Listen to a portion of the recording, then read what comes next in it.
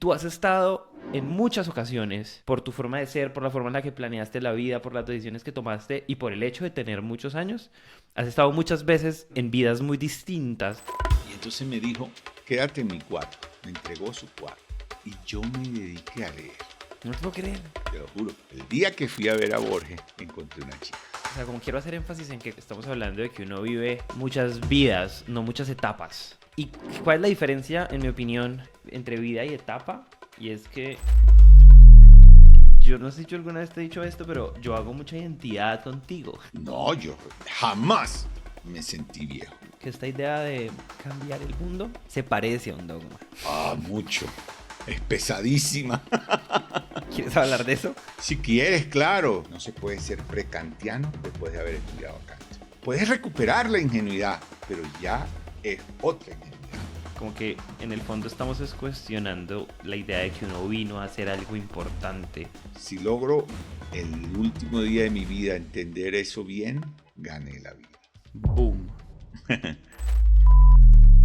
Si ustedes googlean Salomón Raidan, si lo buscan por su nombre, les va a salir que es emprendedor social, que es fellow de Ashoka, que es el fundador de lo que algunos llaman la otra microfinanza, o que su modelo, no sé, se ha replicado como en decenas de países, pero de nada de eso conversamos esta vez. Esta vez conversé con Salo sobre cómo fue o cómo es mochilear Latinoamérica en la época de las dictaduras y sobre todo qué pasa cuando una persona que ama tanto la vida se siente vieja. Para serles muy honesto, todavía me pregunto cuánto tiempo va a pasar para que yo vuelva a hacer una entrevista así de profunda, así de especial, sobre todo para mí, porque este episodio está lleno como de ideas para que la vida pese menos y estoy seguro que yo voy a acudir a esta entrevista como emergencia, como cuando la vida me pese. Ojalá les guste tanto como me gustó a mí.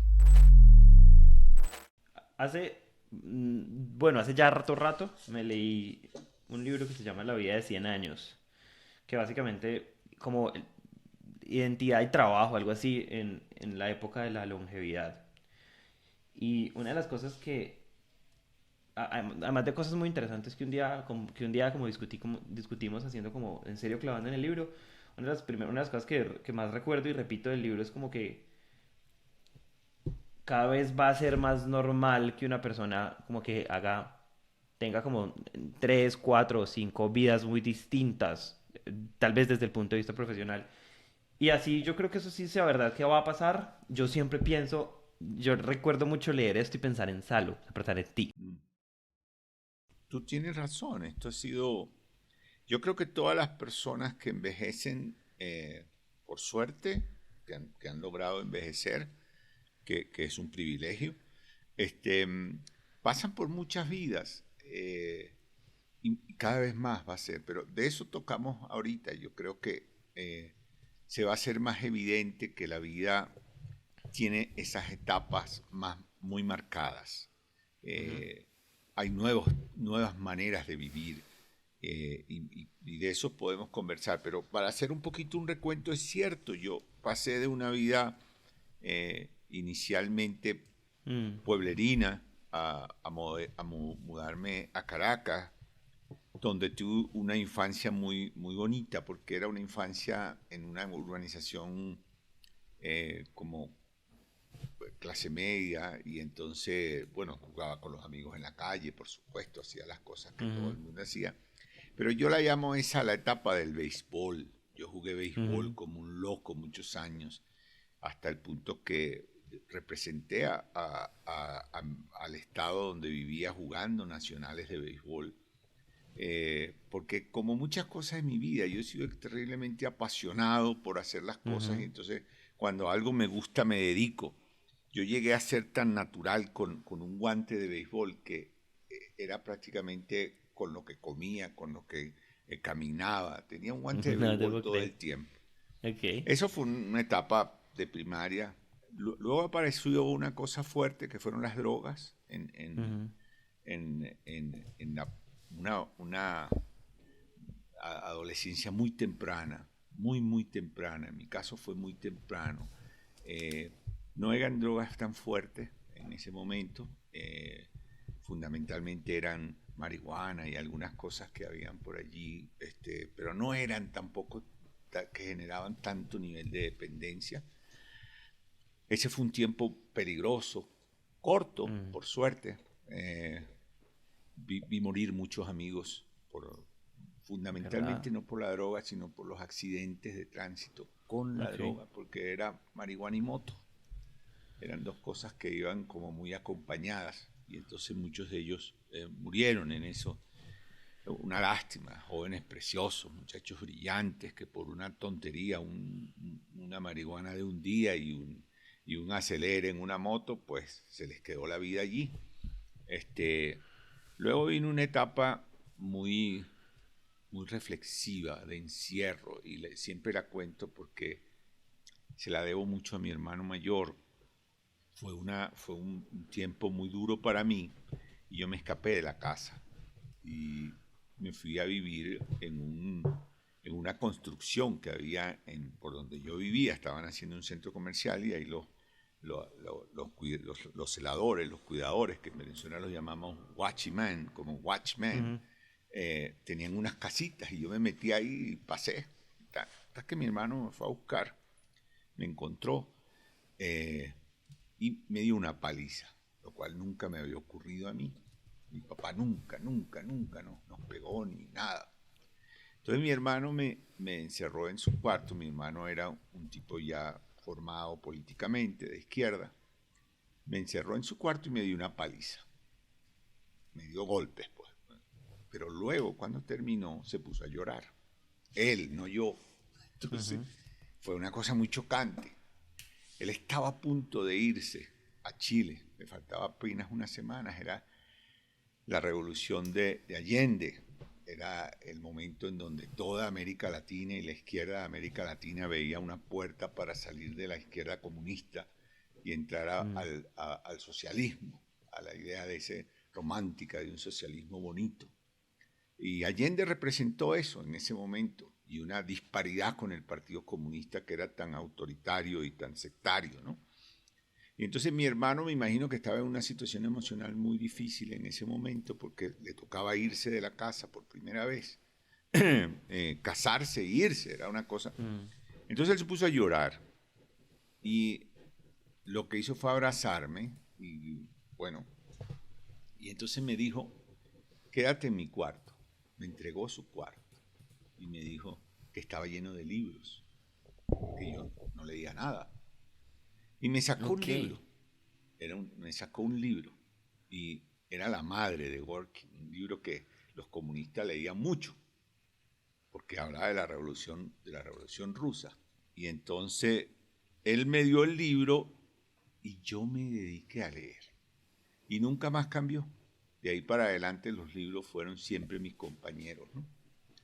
Pero Ujú. pasé muchos días encerrado en ese cuarto leyendo. No salí, no vi a mis amigos. Y la droga se me olvidó. Ya Wow. prácticamente nunca más en mi vida volví a tomar ni siquiera marihuana. Alguna vez, distractivamente, pero ya cambió la vida totalmente. Cuando salí empecé a encontrar amigos que ya no teníamos cosas en común.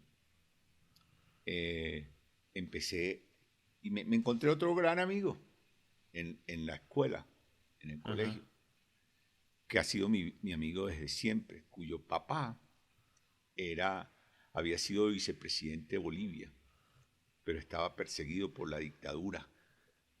Y Wow.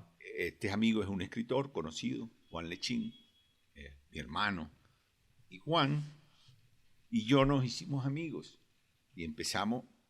Juan me llevó un poemario del Che Guevara y fue una cosa, wow, el Che Guevara. Yo había empezado con mi novia, que es mi esposa, tú la conoces, Anaila, Mm. en esos tiempos, imagínate, era un niño. Wow. Pero empecé a entender y a militar en, en una izquierda de la cual ahorita reniego bastante, pero por lo menos en ese tiempo fue así. Entonces eso fue otra etapa, la etapa de la izquierda ligera, ¿no? De esa izquierda. Pero esa izquierda ligera se empezó a poner en una izquierda un poco pesada, porque el Partido Comunista y la izquierda en ese tiempo reclutaban muchachos muy jóvenes para ir a la guerrilla. Mm. Y entonces Juan me llegó un día, un papá revolucionario, pues, un tipo ligado a los movimientos de izquierda. Juan es un hombre ahorita que reniega totalmente de eso, y si ves sus podcasts y ves sus videos, wow, es asombroso. Y entonces ocurrió que apareció la oportunidad de irnos a la guerrilla. Siendo unos muchachos, tendríamos 16, 17 años. Y fueron momentos muy duros para mí. Tenía una novia, mi abuela se enferma, iba a morir, que era como mi mamá, y sabíamos que iba a morir. Y yo me tenía que ir a la guerrilla. Y entonces todo ese proceso mental de prepararse para ir a salir de la teoría a la práctica, así lo llamábamos, ¿no? Salir de la habladera de tonterías a la acción militante revolucionaria. Entonces,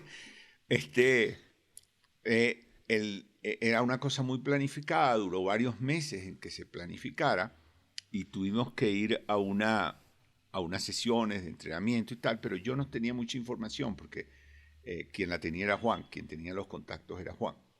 Y entonces, el día anterior a irnos a la guerrilla, que todavía en Venezuela había un movimiento guerrillero, muy débil, muy golpeado ya, pero existía, secuestraron a un militar, a un general. Y entonces las fuerzas militares se pusieron muy en alerta y se abortó la ida a la guerrilla. No te puedo creer. Te lo juro. Y eso tenía... La próxima ida tendría que pasar por lo menos unos 2 meses, porque era peligroso. Y en esos 2 meses cambió la vida. En esos 2 meses apareció otras cosas, entre ellas un amor clandestino, pues, ¿no? Una novia nueva, y apareció la filosofía. Apareció el pensamiento filosófico, en el cual empecé a cuestionarme el marxismo como doctrina fuertemente. Empecé a estudiar filosofía profunda y no aquella basura del marxismo que desde el punto de vista filosófico es absolutamente basura, sin ninguna consistencia filosófica. Pero que cuando tú estás en el dogma, no lo ves. Cuando estás en el dogma del marxismo y del comunismo, no lo ves. Cuando empiezas a estudiar filósofos serios, de verdad, y no a Marx, que nunca fue ni un buen filósofo ni un buen economista, entonces tú empiezas a desmistificar aquello. Y yo empecé a estudiar filosofía con mucha más. Y cuando ya se presentó la oportunidad de volver, ya dije, no, esto no es para mí. En el medio murió mi abuela, fue muy doloroso. Y entonces, pues nunca fuimos. Pero empezó otra etapa de la vida, la etapa de la filosofía, donde empezó un pensamiento mucho más profundo. La filosofía te transforma, sobre todo si eres joven. En ese momento tendría 17 años, que fue cuando entré a la universidad. Me tocaron excelentes profesores. Un colombiano que admiro y quiero mucho, que todavía está vivo, tiene 85 años y sigue haciendo filosofía y sigue dirigiendo una revista de filosofía en la Universidad Nacional de Colombia. Un tipo que admiro mucho, que era nada más y nada menos que hegeliano. Un tipo que estudiaba Hegel, que tradujo Hegel del alemán. Un tipo que venía de ser cura y que se cuestionó la filosofía, y al cristianismo como doctrina también muy profundamente. Entonces empezó una relación distinta con el conocer, con el conocimiento. Empecé a relacionarme con tipos que eran intelectuales fuertes. Mis 2 mejores profesores, o los profesores más cercanos que tuve, fue este tipo hegeliano, y el otro era un matemático que hacía filosofía de la ciencia, Linus Garber, que lamentablemente murió hace apenas unos 2 años. Pero empezamos a otra cosa, a entender el mundo desde la profundidad filosófica. Y eso Ujú. fue un cambio vital. En el medio ocurrió otro hecho, y no sé si quieres que me entienda aquí, pero este hecho te lo cuento porque fue hermoso. Cuéntame. Fue que decidimos recorrer América del Sur. Nosotros decimos pidiendo cola, es decir, Sí, sí, haciendo sí, sí. dedo, Echando dedo. echando dedo. Y nos fuimos para, para recorrer América, lo que en ese momento llamábamos Ujú. encontrar las raíces americanas, ¿no? Claro. Eh, entonces, porque si bien ya no era el crecimiento izquierdoso, sí había una valorización de lo americano, de lo Sí. latinoamericano, de Oye, la ¿esto en qué época es? Pachamama. Eso debe haber sido, eso fue en el 74, ya había caído 75, ya había caído Allende, Ok. ya ¿Tenías que cuántos fue años más o menos?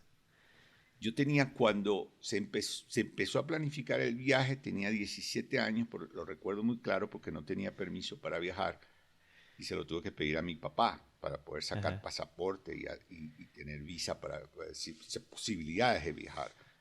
Claro. Pero creo que cuando empezó el viaje ya tenía 18 años. Entonces me fui con un poeta amigo eh, Qué que bárbaro.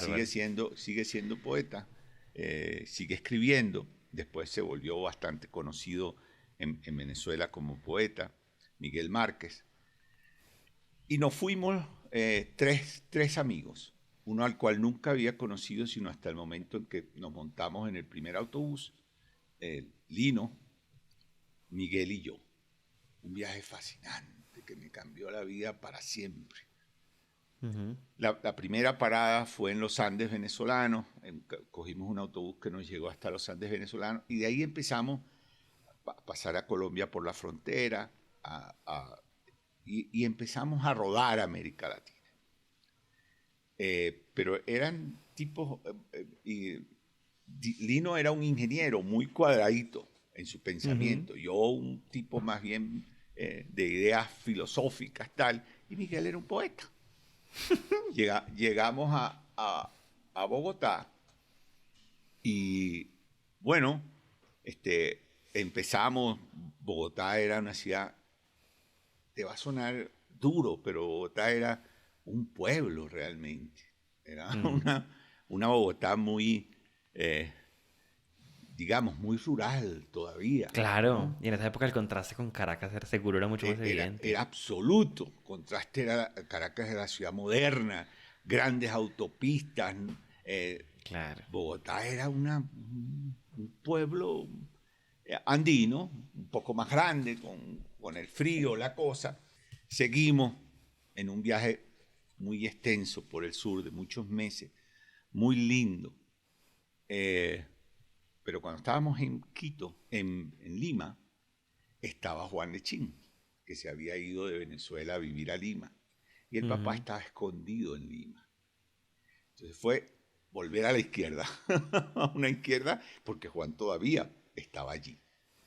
Ya yo había salido, pero Juan no. Entonces vuelvo a un espacio de metralletas el primer sitio que llego, cuando llego al terminal de autobuses en Lima, Juan me esconde en la maleta de un carro, en el baúl de un carro, y estaba lleno de metralletas. No Entonces, te puedo creer eso. te lo juro, entonces las cosas pasan. El viejo Juan Lechín, famoso, cuyo Juan Claudio escribió un libro que fue premio Alfaguara hace unos años sobre el viejo Juan, que era un picaflor. El viejo Juan era un viejo enamoradizo, pero además ese se llama, no me acuerdo cómo se llama el libro de Juan ahorita, pero es un libro muy famoso, si lo buscas allí lo vas a encontrar, Juan Lechín, el nido del picaflor o algo así se llama. Ese fue premio Alfaguara, debe haber sido unos 15 años atrás por ahí. Y bueno, empieza una estancia en Lima muy contradictoria porque estaba yo en búsqueda de otras cosas, más bien hiposas, más Ujú. bien de aventura, de convivir, y Juan estaba en el tema político, pues en el afán político. Pero el viejo era un viejo muy enamoradizo. Entonces, Ujú. recuerdo, era invierno, hacía frío en Lima, y el viejo siempre tenía una novia. Entonces, cuando el viejo tenía una novia en el apartamento, no podíamos dormir allí. Entonces él pasaba una cortina, una cosa, y nos teníamos que quedar afuera pasando frío, ¿no? Pero fue un tiempo delicioso. Allí pues me reencontré con mi amigo, con mi hermano Juan, y luego nos fuimos, nosotros seguimos, pero Miguel, cuando estuvimos en Bogotá, se enamoró de una prostituta, buen Ujú. poeta, y se vino. Se regresó a vivir con su prostituta en Bogotá. Una historia muy bella que algún día se la escuché a Miguel, porque bueno, las cosas de vivir y enamorarse de una mujer que tiene que salir a trabajar en las noches. Eso Ujú. fue una cosa muy hermosa. Nosotros seguimos hacia el sur, solamente Lino y yo. eh, no, nos fuimos a Bolivia y bueno, después tuvimos, eran los tiempos de dictadura fuerte en casi todos los países. Llegué a Chile, fue horrible. Chile estaba en plena dictadura y fue horrible, horrible. Porque llegábamos a la casa de alguien que era el agregado militar de Venezuela. Y yo tenía un pelo así, una tumusa de este tamaño, enorme. Y el tipo dijo que era hippie y no nos aceptó en su casa. Nos hizo irnos en pleno toque de queda por Santiago, helado, frío. Y entonces tuvimos que caminar hasta los barrios pobres de Santiago. Y mi hermano, que ya había estado en Chile y que tuvo muchos amigos que habían sido y que estaban siendo perseguidos y había mucho temor, me dio un sobre para un amigo en uno de estos barrios. Y llegamos a la dirección de ese barrio, ya se oían los disparos de los, Ujú. porque en Santiago disparaban los militares para que tú te fueses para tu casa. Pues. No es que le disparaban a la gente, disparaban, hacían tiros para que la gente supiera que había Como toque de queda y que alertando. había que irse. Y entonces le toqué la puerta después de la hora del toque de queda, que si no recuerdo mal eran las 6 de la tarde, pero no estoy tan seguro ahorita. Y el tipo abre una mujer y yo le digo que era muy extraño que alguien tocara la puerta después del toque de queda. Además era peligroso. Y entonces la señora abre la puerta y yo le digo que ando buscando a fulano y la señora se iba a desmayar del susto, pues pensó que era la policía que la venía a buscar. Entonces, este, bueno, al final le cuento que no, que soy venezolano, que mi hermano había estado allí, que le había mandado un sobre a este tipo. Total que el tipo sale del fondo de la casa temblando, ¿no? Y nos invita a su casa. Había mucho frío. Yo no estaba acostumbrado al frío. Y a lo mejor cualquiera dice, bueno, no era tanto frío, pero cuando vives del trópico y vas al frío, pues es muy fuerte. Y Ujú. entonces esa gente me trató con tanto cariño, pero era tan pobre, estaba viviendo una situación tan dura, que empezaron a hacer té caliente para nosotros y el té mismo costaba, era un esfuerzo, un sacrificio el té, porque el hombre tenía mucho tiempo sin trabajar, escondido. Y entonces, bueno, fue una experiencia que me enseñó mucho que no tenía que ser comunista, ni tenía que ser marxista, pero sí Ujú. tenía que abrir los ojos porque había mucha injusticia y mucha desigualdad. Y sobre todo, habían los militares. Y los militares y sus gobiernos son horrorosos. Ujú. Bueno, esa experiencia en Chile fue muy desagradable. Yo me fui desesperado, decía. Mi amigo, que era Lino, que era mucho más, andaba mucho más en una onda turística, decidió irse hacia el sur y yo me fui solo para Buenos Aires. Pero cuando estaba cruzando en los Andes por Mendoza, me pusieron preso. Los militares me metieron preso, porque les dio la gana, no había ninguna razón. Yo andaba en un autobús con un morralito y cuando me fui a bajar, le pregunté al chofer, mire, aquí está la estación y tal. Y entonces apareció un militar y dice, sí, aquí es, bájese. Y cuando me bajé me llevó preso. No me explicó nada, me llevó preso. Como ocurría en Argentina. Pude haber sido uno de esos muchachos desaparecidos, sin ningún problema. Me tuvo preso como 3 o 4 días, sin ninguna razón. Me interrogó 100.000 veces. ¿Qué te preguntaba? Me preguntaba cosas absurdas, buscaba ver si yo era de la zurda. Me acuerdo que decía que tú eres de la zurda. Yo en ese momento estudiaba dos carreras, estudiaba filosofía, pero también estudiaba estudios políticos. Entonces yo le decía que no, que yo era un estudiante de filosofía de la Universidad Católica, pero me encontró el carnet de la Universidad Central donde estudiaba política. Entonces por ahí se empeñó. Eran obsesivos los tipos con la idea de que todos éramos comunistas, de que todos éramos guerrilleros, de que todos íbamos a destruir al gobierno de Pinochet y los íbamos a matar a ellos, entonces, o al gobierno, en ese tiempo era no me acuerdo cómo se llamaba el dictador de Argentina en ese tiempo. Total que pasé muy mal tiempo allí, fue horrible, me logré ir, me fui, al final el tipo me dejó ir y me fui para Buenos Aires. Y bueno, de ahí para adelante el viaje fue, te lo confieso, una tortura. Estaba dolido, estaba enfermo, estaba solo, quería regresar y no tenía dinero. Empezó a ser un viaje doloroso, pese a que yo soñaba con conocer a Buenos Aires, porque entre otras cosas, yo fui a ese viaje porque tenía una cita con Jorge Luis Borges. Había No te puedo creer. conseguido, te lo juro, había conseguido de los muchos argentinos que migraron a Venezuela con la dictadura, me tocó una profesora cuya madre era profesora de la universidad en Buenos Aires y conocía a Borges.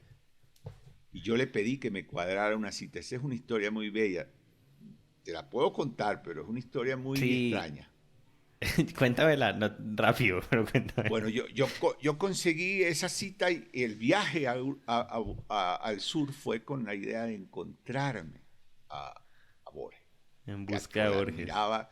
admiraba y leía como un loco. Pero el día que fui a ver a Borges, en la mañana, encontré una chica y me fui a pasear. Y no fui a la cita con Borges. No te puedo creer. Te lo juro, no fui. Ahora me arrepiento, pero en ese momento tenía meses viajando, no me arrepentí. Pero la historia no termina allí. La historia es muy bonita, porque no lo vi. Yo regresé a Venezuela. Luego, cuando estaba en Inglaterra, supe que Borges estaba... Le escribí una carta a Borges, en donde yo le contaba por qué no lo fui a ver.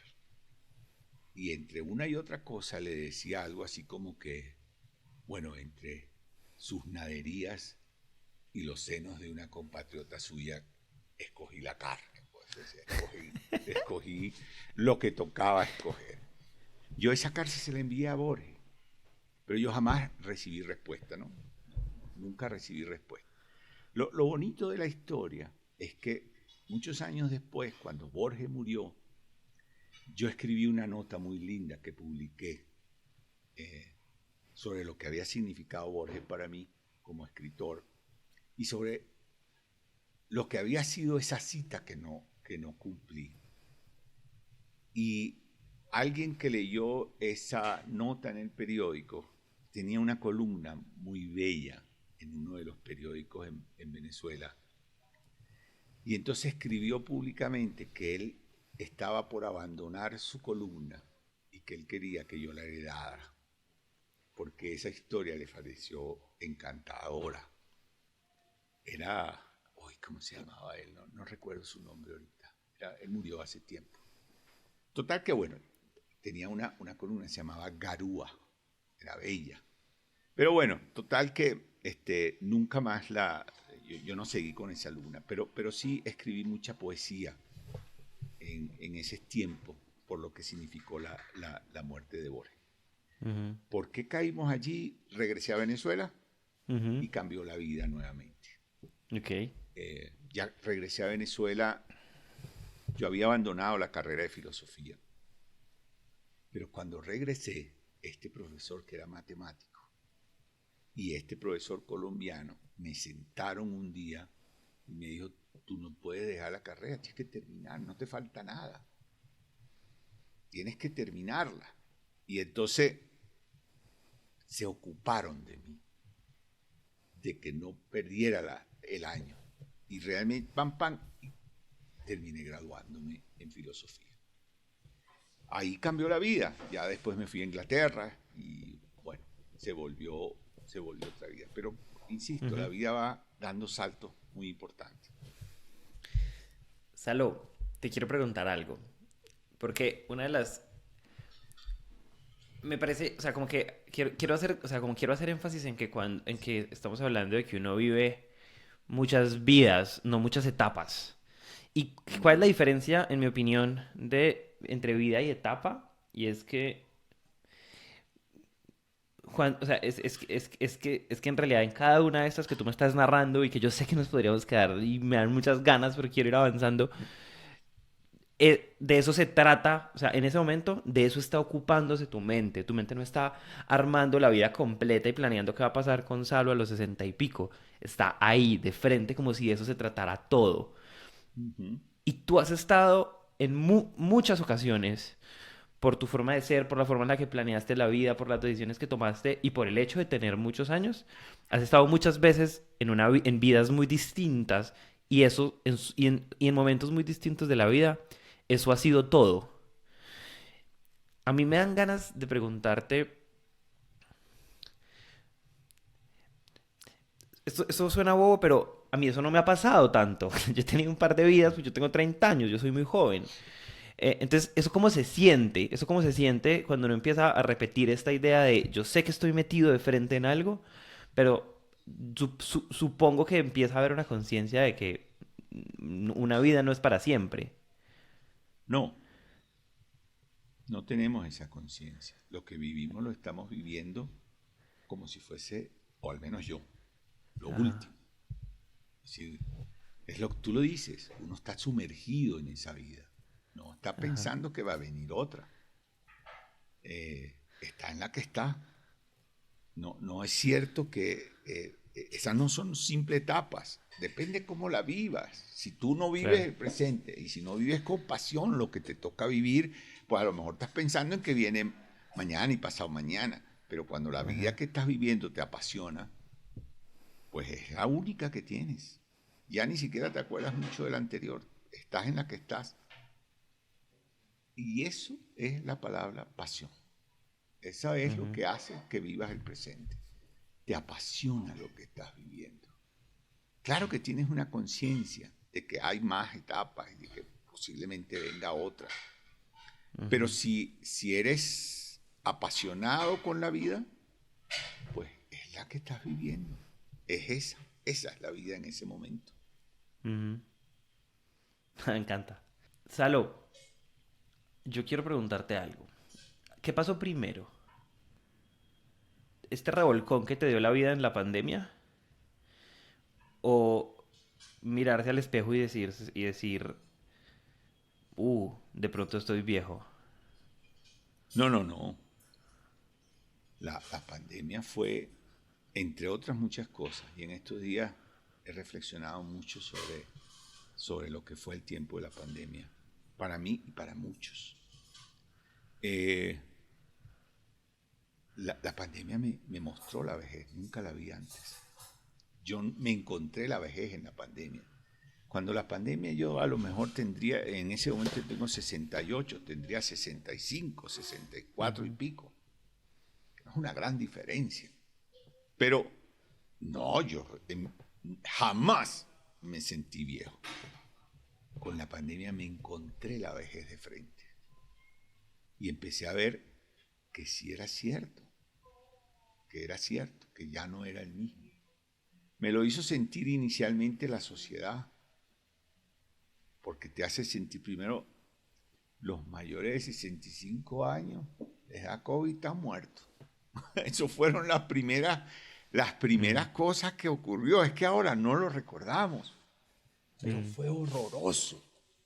Imagínate un tipo que ama la vida como yo y que le dicen, mira, hay un bicho por ahí invisible que si te toca estás muerto. Joder, eso paraliza. Empieza a haber la paranoia y empiezan a morirse amigos que efectivamente les dio el bicho y los mató. Entonces tú te aíslas, te encierras, pero te encierras con miedo. Y luego, para colmo, en mi caso, pierdo el trabajo, no puedo seguir haciendo lo que hacía, pierdo los ingresos, entra una crisis enorme desde el punto de vista económico y financiero. Venezuela está en un tiempo terrible y los activos que de algún modo habías construido no puedes recuperarlo más, se desvalorizaron, se acabaron.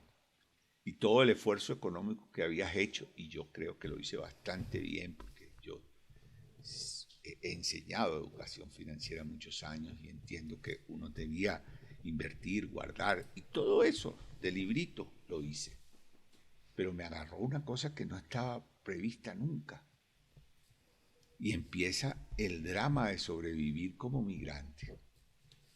Que yo no sobrevivía, yo no fui un migrante, yo me vine aquí porque tenía un contrato para hacer una réplica de mi modelo en varios países. Yo no me vine escapado de Venezuela ni nada de eso, ni me sacó el gobierno, yo me vine cómodo, con un muy buen salario, a vivir, pero de repente, ¡pam!, la pandemia acaba todo.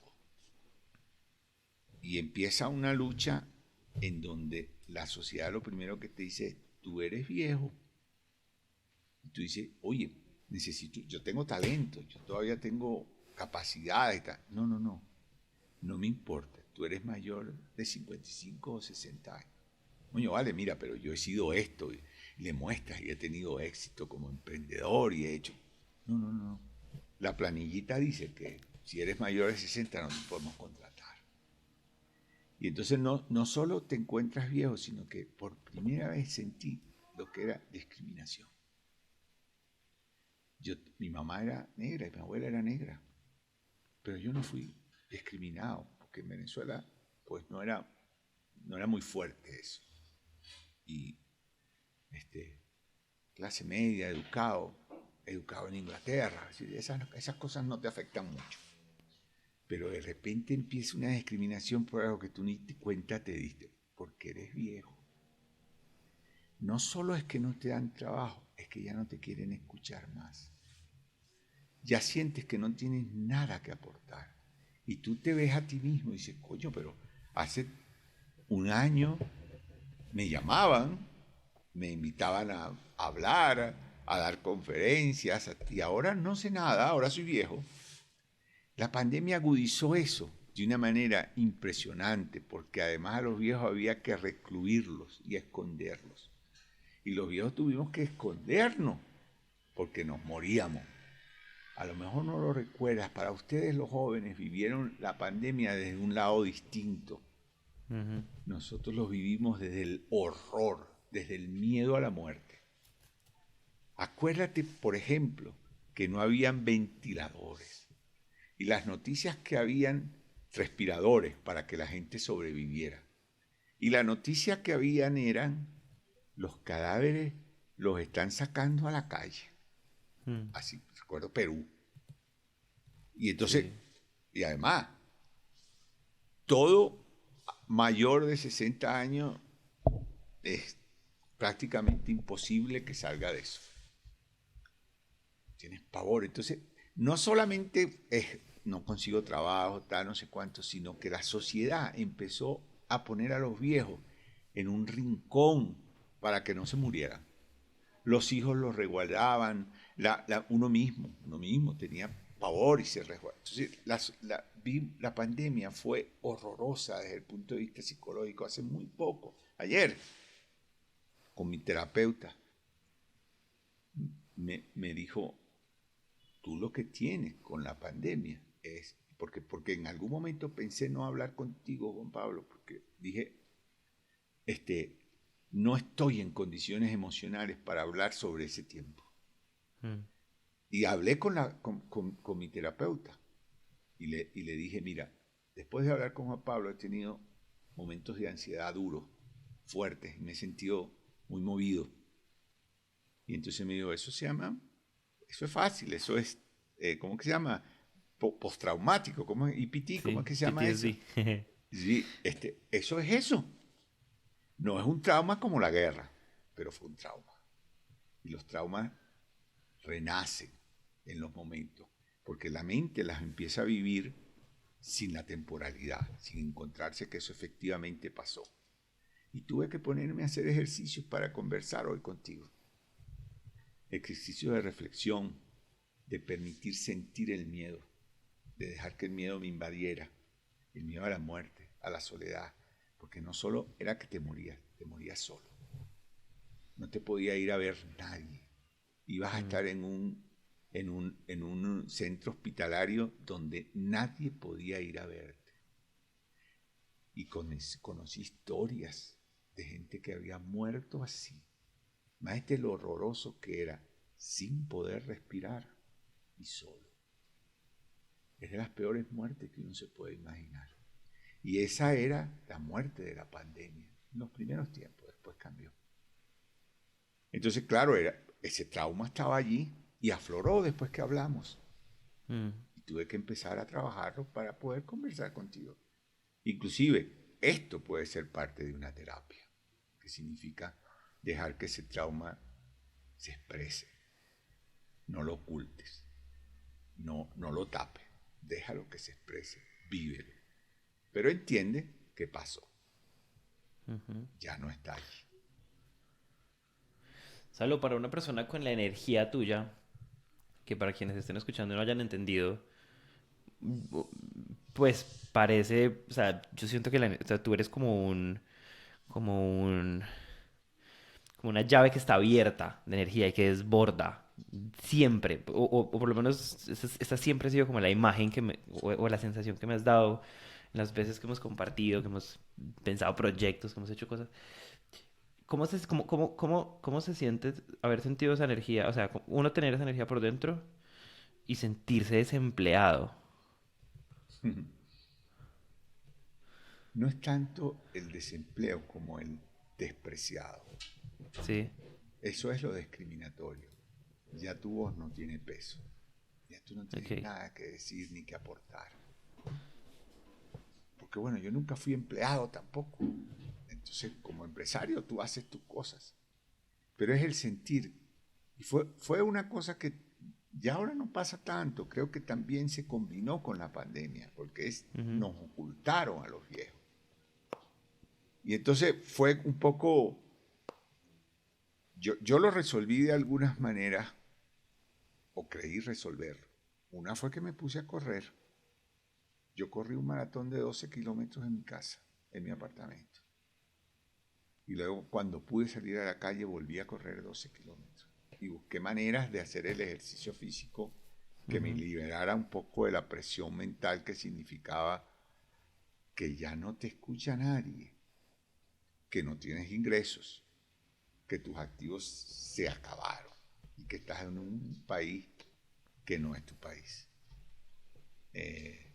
Al principio fue salir a ayudar a la gente, hicimos muchas cosas, sobre todo a los venezolanos que estaban en situación, muchos fueron arrojados a la calle, pese a que el gobierno había dicho que no, pero bueno, la gente lo terminó haciendo.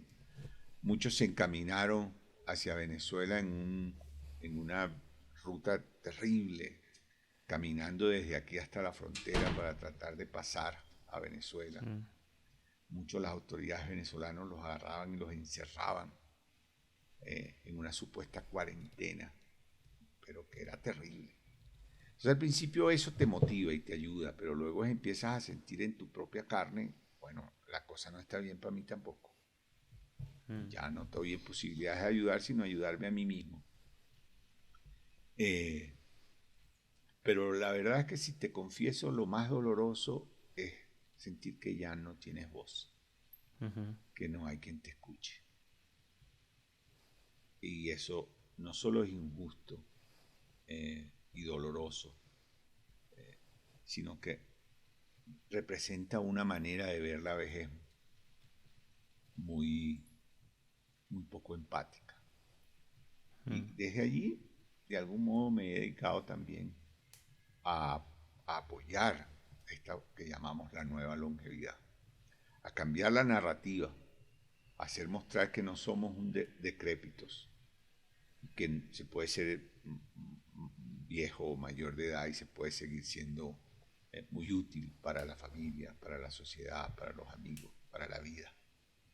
Eh, y tengo suerte, la verdad, la suerte de encontrar en la vejez razones por las cuales luchar y pelear, ujú, convertir a la sociedad en una sociedad más amable con las personas mayores, eh, con un concepto mucho más ajustado a la realidad y a la verdad. No, no es el abuelito, el viejito, ese concepto mm, este, discriminatorio. Somos tipos con mucho que dar todavía. De alguna manera ahora siento que tenemos, así como ocurrió con el movimiento femenino, como ocurrió con el momento de los distintos, ¿cómo se llama? Los movimientos que han permitido que los homosexuales tengan la vida que tienen y que la gente que tiene, ¿cómo se llama? Una sexualidad distinta pueda expresarse y ser libre y tener trabajo y hacer. Del mismo modo, tenemos que hacer que la vejez se entienda más, se respete ujú, más, se acepte con mucha mayor empatía. Entendiendo que obviamente hay una pérdida de facultades. Yo no voy a salir a decir que soy un muchacho, eso sería mentir. O que tengo las mismas condiciones que hace 20 años, eso no es verdad. Y nuestra psique nos los va diciendo, nos los va mostrando. No, no es que soy un muchacho y voy a salir a buscar muchachitas o a pasar todo el día en el gimnasio para llenarme de músculos y tal. No, no, no, yo tengo la edad que tengo. Pero eso no me inhabilita. Eso no me vuelve un objeto al cual no hay que poner atención. mm, La sociedad occidental ha venido desarrollando una forma de entender la vejez horrorosa. Los hijos eh, ya no quieren estar con los padres, posiblemente tienen alguna razón, pero esta forma en que hemos ido desarrollando un estilo de vida que no ha sido ni siquiera muy latinoamericano, ha sido muy impuesto por una cultura norteamericana, eh, no es sostenible, no nos va a llevar a buen camino. Tenemos que rectificar, tenemos que vernos como sociedad de otra manera, tenemos que ver la vejez de otra manera, mucho más empática. Pero además hay razones materiales, reales, es decir, hay razones objetivas por las cuales eso tiene que cambiar. Un hombre hace 40 años, a mi edad, estaba a punto de morirse. mm, Yo no sé cuánto me queda, pero posiblemente tenga unos 15, 20 años más de mucha actividad, de mucha lucidez, de mucha capacidad de dar. A lo mejor tengo mala suerte y me da algo, mm, pero no, no es lo que estadísticamente está ocurriendo. Lo que está ocurriendo es que hemos extendido largamente la expectativa de vida. Y no es justo que después de los 55, 60 años, que a lo mejor te quedan 20 años de vida, posiblemente más larga el periodo que el de la pubertad o el de la adolescencia, y lo tengas que vivir como que si fueses un estorbo. Eso no tiene sentido. Eso lo vamos a hacer cambiar y va a cambiar. ujú. Oye, yo me acuerdo que tú y yo hablamos más avanzada la pandemia, mucho más avanzada la pandemia, y me empezaste a contar como todas estas cosas te entusiasmaban, y digamos que de varias maneras nos pues en la conversación has como dejado ver que quieres, que estás haciendo cosas. Me gustaría saber qué estás haciendo. Yo me acuerdo que cuando hablamos tú me dijiste, yo quiero hacer un podcast, que yo siento que también esa simplemente es una prueba más de esas ganas de hacer cosas todo el tiempo tuyas. Pero qué más estuviste haciendo alrededor Bueno, de eso? O sea, ¿cómo fue ese proceso de indagar? lo primero fue empezar a estudiar eh, que efectivamente hay un movimiento creciente global que está planteando una nueva longevidad y que está haciendo cosas maravillosas. Luego me encuentro que Ashoka, que es la organización a la cual pertenezco hace muchos años como miembro de Ashoka, es una organización de emprendedores sociales, Ujú, tiene un programa global que se llama Nueva Longevidad. ujú, Luego te encuentras que el Banco Interamericano de Desarrollo está haciendo publicaciones y estudios sobre lo que llama la economía plateada, ujú, enfocado mucho al tema del mercado que significan las personas mayores y de los nuevos productos y servicios que se pueden desarrollar a ese mercado, que no es la visión y la aproximación que me gusta, pero no deja de ser interesante. Y luego te das cuenta que empieza a haber gente trabajando sobre lo que llama la nueva narrativa, una narrativa distinta a la vejez. Y encuentras que hay fundaciones como aquí en Colombia, hay un grupo de fundaciones que tienen una cosa que se llama Plan Mayor, en donde empiezan a estimular el emprendimiento de las personas mayores, que eso hubiese sido una cosa impensable hace 15 años o 10 años. ¿Quién decía que los emprendedores mayores podrían ser emprendedores que había que financiarlos y que podían ser exitosos? Y resulta que están siendo más exitosos que muchos de los startups, ¿no? ujú, Y luego, o cosas como un amigo brasilero, Ashoka Fellows también, que está desarrollando lo que él llama el nuevo retiro. O la Universidad de Stanford, que tiene un programa para reinventarse del retiro. Un máster, un programa, un ciclo de estudio para que tú te reinventes. Entonces empiezas a ver que efectivamente hay un gran movimiento circulando en torno a este nuevo, a esta nueva etapa de la vida, que ahora es mucho más larga y mucho más sana, porque por distintas razones tenemos mejor calidad de vida. ujú. Me emociona y me hace sentir que ahí hay mucho que aportar. Entonces, bueno, estimulamos grupos para discutirlo. Dentro de lo que es Catalyst 2030, que es ahorita estoy encargado del movimiento de la coordinación en América Latina, estamos creando grupos para empezar a conversar. Hay un grupo Ujú, fascinante que tengo con unos fellows de Ashoka en México y empezamos a hablar sobre la vejez y los miedos. El miedo a la muerte que siempre está allí, que no nos hace como... Tampoco soy de esa gente que está diciendo, no, solo hay que ver lo positivo. No, también hay cosas que no son tan positivas y que hay que entenderlas. Pero además, ujú. enfrentar la muerte desde otra visión, no desde el horror del cristianismo o de algunas religiones en el cual esto luce como que, bueno, como que vas a ir al infierno o al... No, no, sino desde la realidad clara y simple de que somos seres mortales, vamos a morir y tenemos que prepararnos también para eso, sin el drama, sino bueno, que prepararse para morirse, porque si algo estamos seguros que no vamos a morir. Mm, O sea, hay muchas cosas que empiezan a encajar, muchos nuevos muchachos que empiezan a ver, wow, ¿cómo nos preparamos para una vejez distinta? ¿Cómo es que empezamos a entender que todos los días vamos envejeciendo? Que este es un proceso que comienza desde el minuto en que nacemos y que no es algo monstruoso asociado con enfermedades, con dolor, con...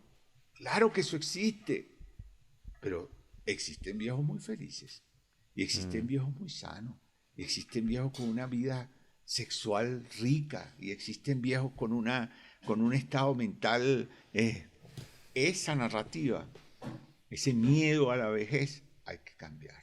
Porque si no, te tocan. Antes a lo mejor era, estadísticamente, a lo mejor significaban 5 o 7 años, pero ahora significan 20, 25, 30 años que no puedes pasarlo con una visión de la vejez como la que tenemos. Mm, Hay que transformarla. Hay que empezar a contar desde otro lado lo que significa ser ahora una persona mayor, de 60 o de 65, inclusive más allá de 70. Claro que hay etapas y claro que el cuerpo va a envejecer y claro que todo eso va a ocurrir y que hay facultades que se van a perder y que hay estadísticamente más enfermedades a las cuales puedes esperar que te ocurran. ujú, Pero no, podemos ver la vejez de otro lado también, de las enormes oportunidades que se presentan. Fíjate, cuando hablábamos de las etapas de la vida, mm, la limitación de la edad que ha evolucionado en los últimos 100 años de manera considerable, de un promedio de vida que estaba alrededor de los 50 años, a estar pensando ahorita en países inclusive de economía pobres como nosotros, en 80 y pico de años, estás hablando de 30 años más. Si ves que Cristo vivió 33 años, o Bolívar, no me acuerdo, pero creo que llegó a los 40 y pico, era prácticamente una vida. Esa vida, esa extensión, teníamos la presión enorme de una vida corta que ahora no. Y eso cambia nuestra manera de pensar, nuestra psique, nuestra mente va a cambiar. Imagínate solamente cuando piensas, yo esto lo digo y no es que quiero polemizar o crear, pero inclusive la sexualidad va a cambiar.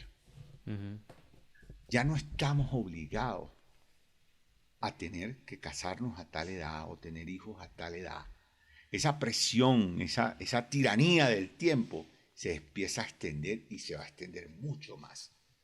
En los próximos 20 años la expectativa de vida va a ser casi 10 años más. Estamos hablando de 90 y pico.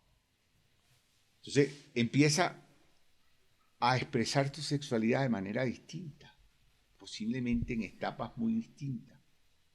Y si a eso le combinas que hay una mayor comprensión de que no se es binario, sino que se tienen mm. distintas maneras de expresar la sexualidad, posiblemente vas a estar en etapas de la vida en donde la sexualidad se va a expresar de distintos modos. Posiblemente los jóvenes van a ser bastante homosexuales en una etapa temprana y a lo mejor van a ser después, bueno, mucho más estrictos porque van a tener que criar hijos y hacer pareja. Pero después se van a volver a separar porque ya los hijos están grandes y van a tener relaciones de otra naturaleza. Y así vamos a ir desarrollando una psique que se ajuste a nuestra nueva longevidad, a esa nueva manera. Ya no somos seres de 40 años ni de 45, somos seres de 80, 90 y 100. Tenemos que ser seres que nos organicemos distinto, que pensemos distinto, que expresemos nuestros afectos y nuestras relaciones de manera distinta. A mí me apasiona mucho pensar sobre cómo va a ser eso. No lo podemos hacer desde la misma visión de una vejez terrible. Te emociona, así como te emociona todo en la vida, ¿cierto? Sí, claro, muchas cosas, por supuesto. Sí. Otras no A mí, tanto. claro, claro, claro, claro. Como otra vez no estamos tratando de romantizarlo ni solo ver lo bueno, pues porque entonces nos vamos a Claro, sesgos nuevos. exacto. Salo, a- aquí me dan ganas de preguntarte. Yo honestamente no lo vi, pero no me acuerdo dónde escuché que alguien mencionó que en una entrevista que le hicieron a Borges, le hablaron sobre... Voy a inventármelo un poco, pero la idea va a Ujú. quedar, es que en algún momento Borges dijo que para él uno es viejo en el momento en que empieza a reconocer o a sentir que esa cosa importante que vino a hacer en la vida ya la hizo. Y eso de alguna manera él hablaba como que da una suerte de ligereza. Y recuerdo que en algún momento él dijo, yo siento que los libros más importantes ya los escribí, por ejemplo. Em, y a mí me encantaría preguntarle qué piensa una persona que ha hecho cosas alucinantes en la vida, pero que estoy seguro que sigue mirando al frente con muchas ganas y con muchos deseos. ¿Qué te hace pensar eso que dije?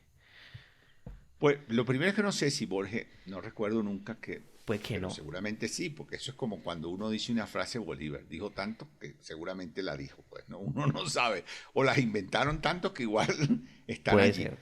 Pero asumo que Borges podía haber dicho eso, por la profundidad de su pensamiento. Claro que hay una ligereza cuando te vas despojando de cosas, pero eso no quiere decir que no tengas pasión. Ajá. Hay menos peso, pero no menos pasión. Eh, Menos peso porque sí lo hay. Eso es cierto. Y en la medida en que empieza, otro gran movimiento bellísimo que surge ahorita es todo lo que tiene que ver con el bienestar, con el well-being, Mm, todo lo que tiene que ver con empezar a tener conciencia mayor de la necesidad de encontrarme a mí mismo. Eso también es un movimiento que te lleva a empezar a liberarte de cosas que han sido pesadas, pero que ya no son tan pesadas. Un peso fuerte es la familia y los hijos. ¡Wow! No es lo mismo tener que trabajar para levantar una familia que ahora no. Ya mis hijos están hechos. Pero eso es, te libraste de unos pesos, pero te cargas de otros que te emocionan posiblemente más o que te emocionan tanto como te emocionaban antes. No, no es que, pero sí estás más ligero, sin duda estás más ligero. Te importan menos una cantidad de cosas que antes eran muy pesadas. El mismo dinero coge otro valor. El dinero sigue siendo importante, pero desde otra visión. No está allí para... eh, es casi que un elemento que te va permitiendo seguir disfrutando de la vida, seguir disfrutando de emocionarte con cosas nuevas, pero ya no es el centro de la vida, ya no es eso, ya no es la esclavitud, te vas librando de otras cosas como la necesidad de posar o de tener, yo no la tuve mucho, pero algo la tiene siempre, como diría mucho, ya no me tengo que calar a tal o a fulano o a mengano o a sutano. Ya no estás en esa etapa. Entonces te vas liberando, pero entras en otras. Ahora me emociona mucho lo que estoy haciendo de tratar de hacer que los emprendedores sociales cooperen entre ellos. Eso me emociona. Me emociona describir una nueva longevidad. Me emociona que el mundo empiece, la sociedad, las empresas, las personas, a mirarse a sí mismos, a reflexionar desde lo interno, a encontrar su yo. Esas son cosas que me parecen divinas y a las que me quiero dedicar. Me sigue emocionando correr bicicleta o mm, trotar, salir a correr, pero ya no corro 10 kilómetros. Ya ese peso no lo tengo. A lo mm. mejor corro 4 o 5, pero ya no pesa lo mismo. Si me explico, ¿no? Entonces, claro que Borges diría algo así. eh, ya escribió los libros importantes. A lo mejor no los escribió, o a lo mejor hay 100 libros más para adelante, pero no tienen Mm. el mismo peso. Ya no es la necesidad de mostrar mucho, sino a ti mismo. Si te entiendo, como que en el fondo estamos cuestionando la idea de que uno vino a hacer algo importante y entonces eso genera como una especie de compromiso con estar consciente y súper atento Claro, de cuándo es que lo estoy logrando. Lo que claro. tú me estás diciendo es, uno puede hacer algo importante, pero cuando deja, pero hay un momento en el que más que ya lo hice, deja de ser importante, como qué es más importante. Yo no siento que tú estés comparando todo lo que me estás contando que te emociona con qué tan... ¿Se entiende? O sea, ¿será que esto está haciendo un 80 y todo el trabajo de Fundefir y Bancomunales y todo eso fue un 70 o un 90? Sino, esto me sigue No, no, no, apasionando y no. puede ser enorme y puede ser lo que sea, pero estoy No, no, feliz. no, y no, no tiene nada que ver. Tú estás apuntando a eso, es menor peso. Sí. Ya no me importa si no escribí el libro que iba a cambiar el mundo, o hice el proyecto que cambiaría el mundo. Ya eso no me importa. Ya eso no tiene peso para mí. Ahora disfruto las cosas. Ya no estoy midiendo si fue o no importante. Es importante para mí en este tiempo. Eh, yo nací con o yo me crié mucho con ese peso de Sí. cambiar el mundo, de hacer cosas importantes, de escribir el libro de poesías que todo el mundo... Ya eso no me importa. Francamente, hice o no hice, no importa. Siempre fue una ficción. Siempre fue, siempre fue una mentira que ahora descubro como mi verdad. Eso ya Mm. no es importante. Te pregunto eso porque como que yo, sí, algo de mí, algo dentro de mí está pensando que quien sea que vaya a escuchar este podcast le sirva, pero aquí hay muchas agendas que son mías, que son cosas que yo quiero. Y yo no sé si yo alguna vez te he dicho esto, pero yo hago mucha identidad contigo. O sea, porque yo siento muchas veces como una fuerza y unas ganas de hacer cosas similares a las que yo reconozco en ti.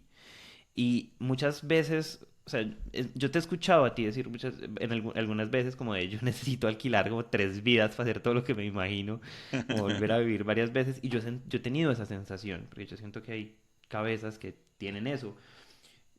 Tal vez yo todavía desde un peso, a mí me pesa todavía. Y a veces esa Claro, sensación como de que el tiempo pasa me genera mucha angustia. claro. eh, y escucharte hablar me tranquiliza un poco, te confieso. Y Salom, debe dime. Ujú. tranquilizártelo, debe hacerlo, porque, pero no es una cosa que vas a aprender, nadie te lo va a enseñar, tú lo vas a Mm, descubrir. Con el tiempo vas a empezar a entender lo importante estaba en otro lado.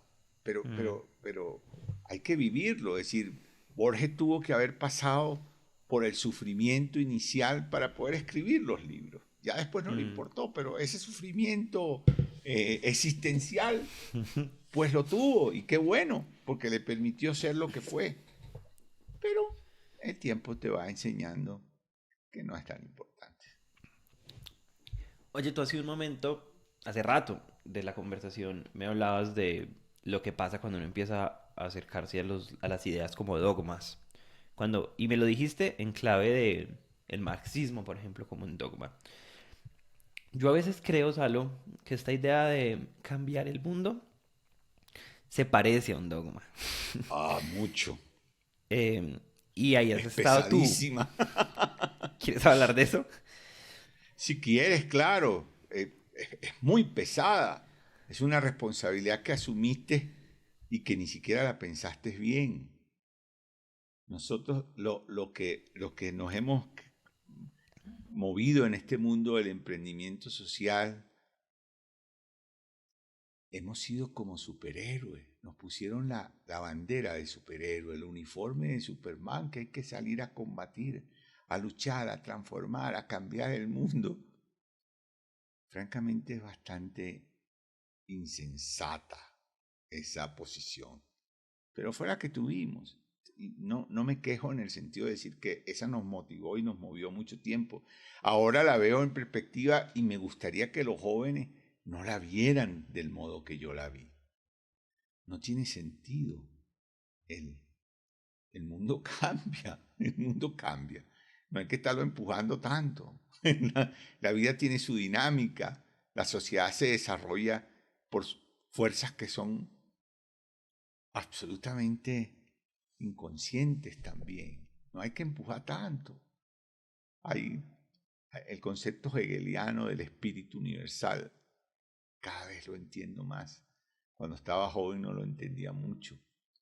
Pero la vida tiene su dinámica, incontrolable, inconsciente. Es como ese espíritu universal hegeliano que se está desplegando y que nos toca observarlo.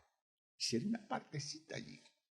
Pero no con ese ego enorme que nos hace sentir que nosotros vamos a transformar esa vida y la vamos a convertir en...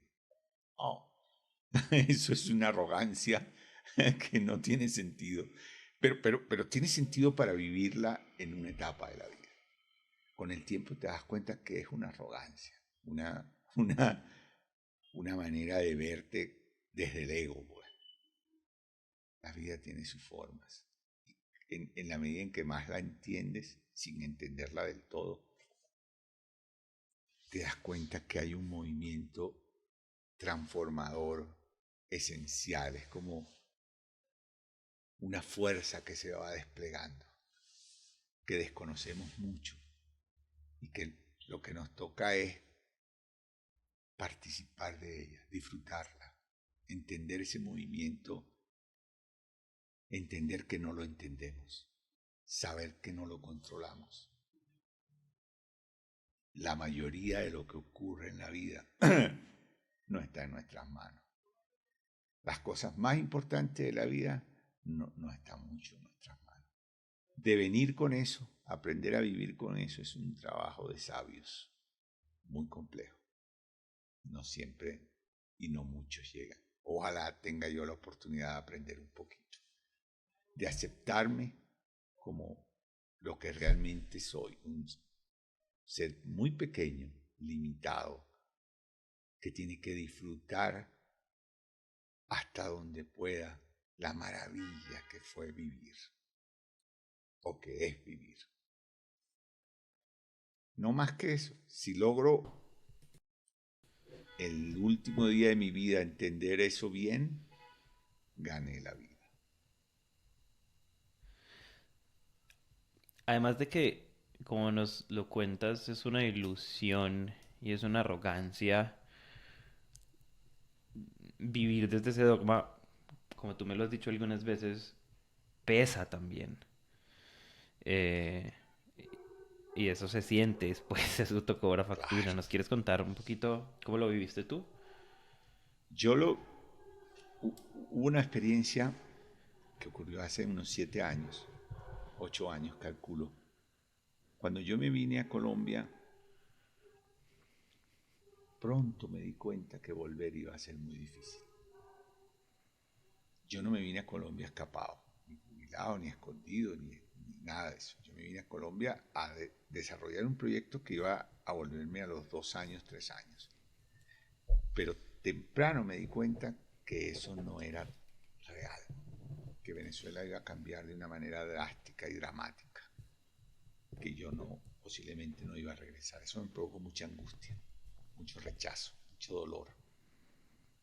Y apareció una cosa que se llamó The Wellbeing Project, un proyecto en que invitaron a 20 emprendedores sociales, y yo tuve la suerte de ser uno de ellos, a reflexionar sobre nuestro rol, nuestro papel.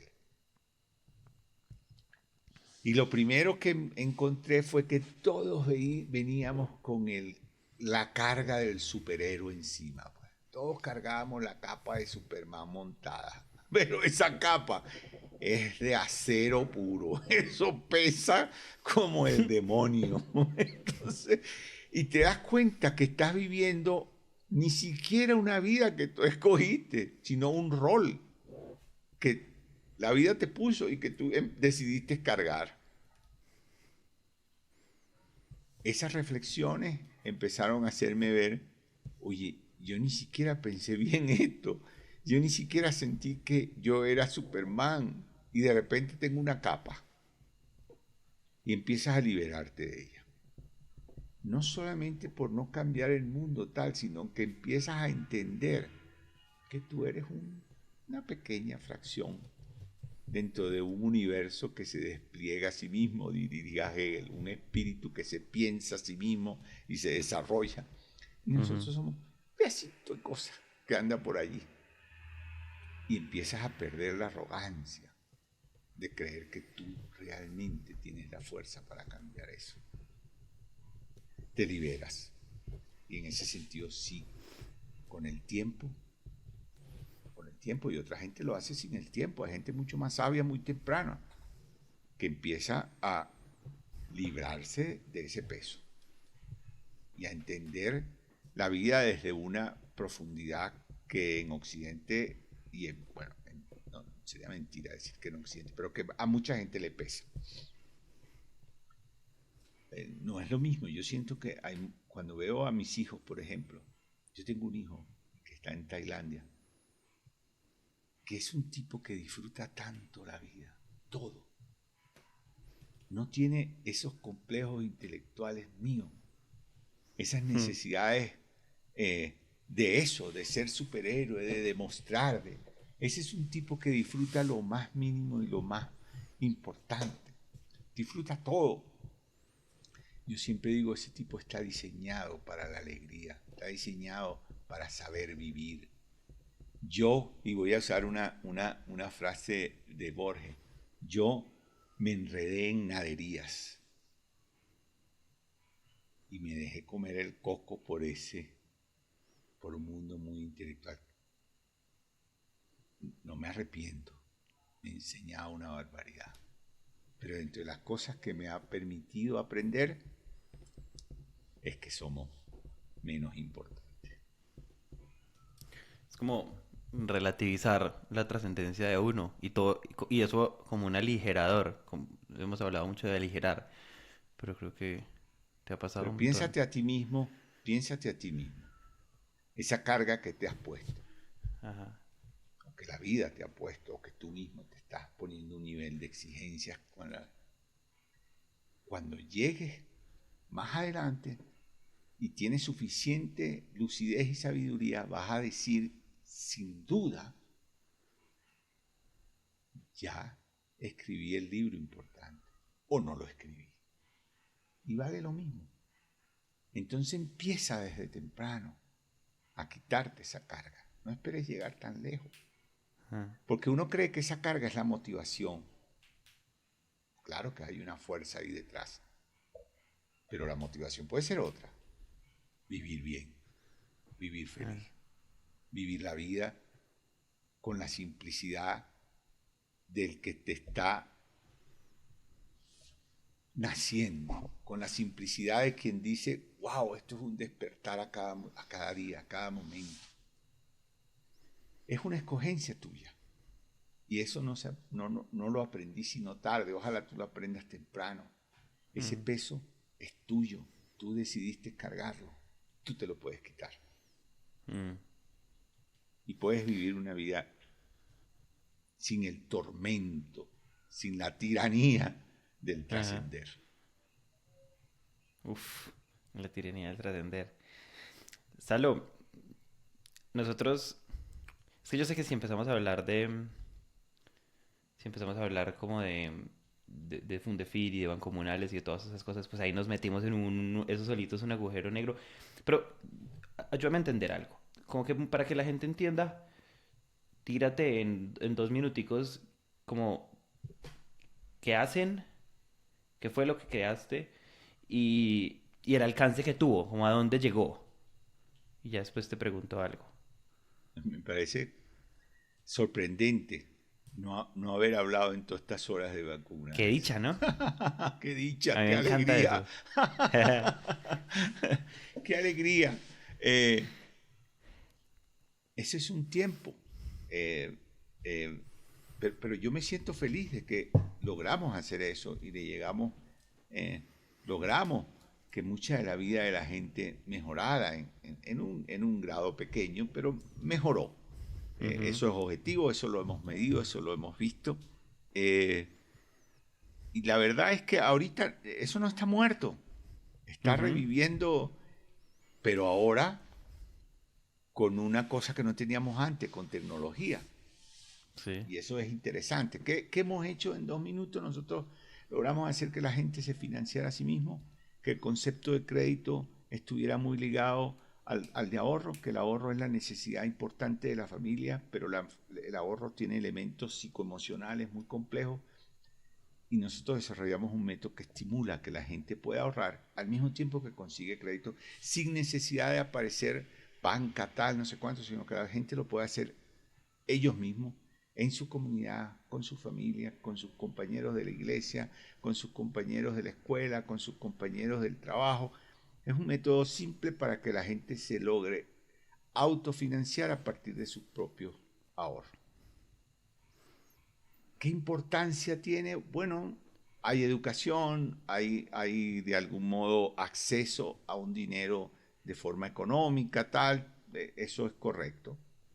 Ajá. Hablemos Y de eso, alcance. ¿En dónde hay eso que nos estás contando hoy? ¿O dónde se ha hecho en estos 20 y pico de años? fíjate una cosa extraordinaria. Hoy en la mañana se comunicó conmigo un tipo que enseñamos a hacer bancomunales en Senegal. Gano se Ajá. llama. Y Gano me dijo, tenemos cientos de bancomunales. Yo ni sabía. Yo sabía que había ido avanzando, pero ni sabía. Y Wow. anteayer, se fue una amiga española no me acuerdo si fue para Nigeria, no me acuerdo, a hacer bancomunales. Ok. Eso da mucha alegría. Eso da mucha alegría, claro que sí. Pero si me preguntas, no es mi gran interés ahorita, porque lo hice, escribí ese libro, y ese libro está Ujú. escrito. Sí. Y ese libro la gente lo puede leer y lo puede aprender y lo puede llevar. Yo Ujú. algunas cosas quiero innovar. Traer la tecnología es una manera de innovar y eso me atrae. Pero volver a hacer lo que hacía, la verdad, la gente lo puede hacer. Simplemente con entrar en nuestra página y buscar los libros, ahí va a poder hacerlo. Te entiendo. Eh, Te pregunto eso porque creo que es importante que quien esté escuchando tenga contexto, pero habiendo hablado del dogma y del peso de cambiar el mundo, la tiranía de la trascendencia y todo eso que acabamos de hablar hace un segundo, y entendiendo también la tiranía de la retrospectiva, porque es demasiado fácil decir lo que uno hubiera hecho, igual me dan ganas de preguntarte con esa sabiduría de hoy, eh, ¿qué crees que hubieras hecho diferente? Hace 3 años hubiera dicho muchas cosas. Ahorita te digo, creo que nada. Ok. Creo, creo que no mucho. Es que no importa. Realmente no es importante. No sé, yo creo que uno está, ¿qué haría diferente? Hace poco me preguntaron eso en una conversación con jóvenes emprendedores sociales y ¿sabes Ujú. qué haría? No hubiera salido nunca Margarita, no me hubiera dedicado a expandir un modelo por el mundo, me hubiera dedicado a profundizar en Margarita y a transformar mi vida y la vida de la gente en Margarita. Posiblemente, pero no es que me arrepiento de lo otro, no es Claro, verdad, claro. no estoy arrepentido. Pero si tuviera la oportunidad, vería más a mi isla y a mi gente. Me hubiera dejado comer menos el coco con la idea de replicar y hacer que tu modelo sea universal y que todo el mundo lo utilice y tal.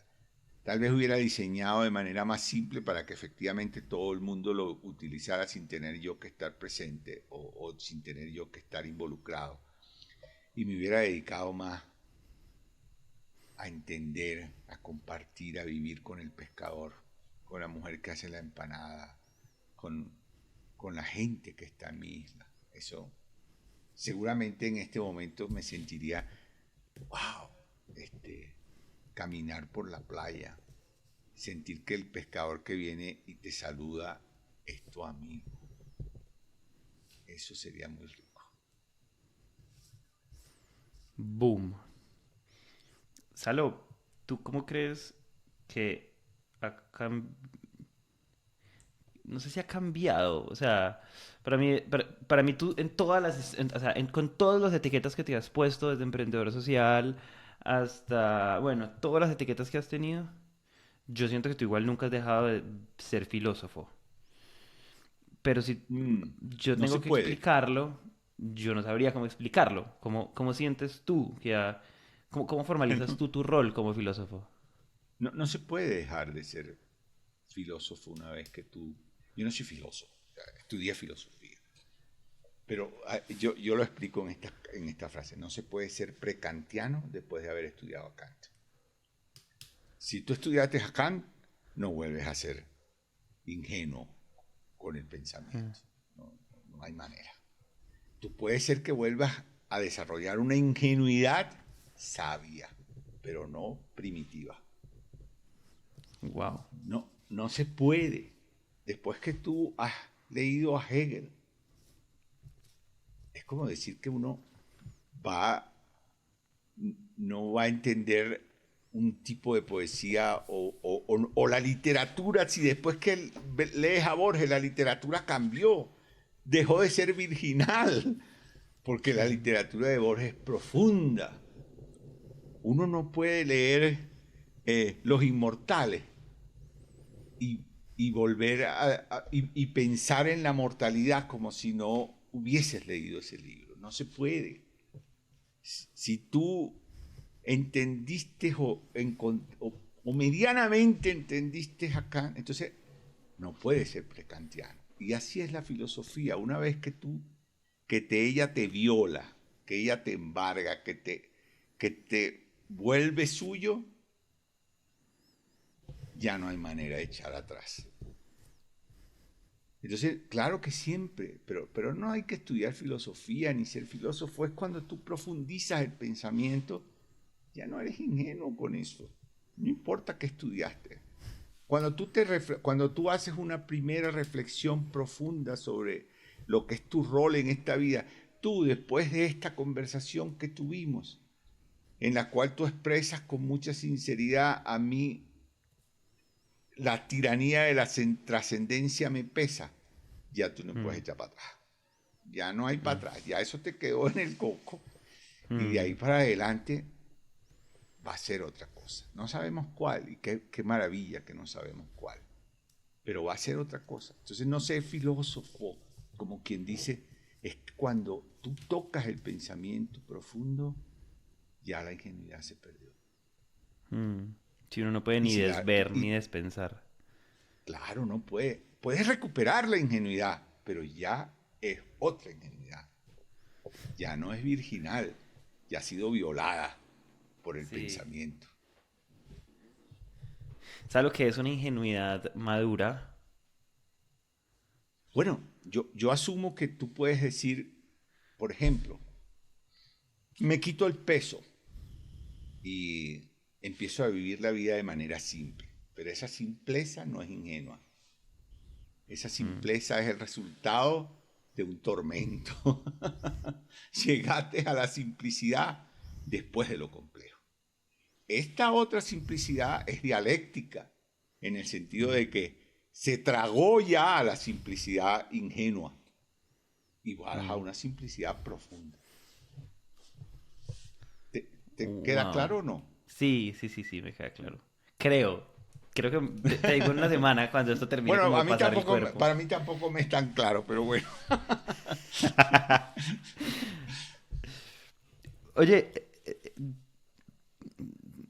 ya la conversación se ha tratado de un montón de cosas en las que has cambiado de opinión, pero igual si te pregunto, ¿reconoces alguna cosa que no hayamos conversado donde sientes que has cambiado de opinión últimamente?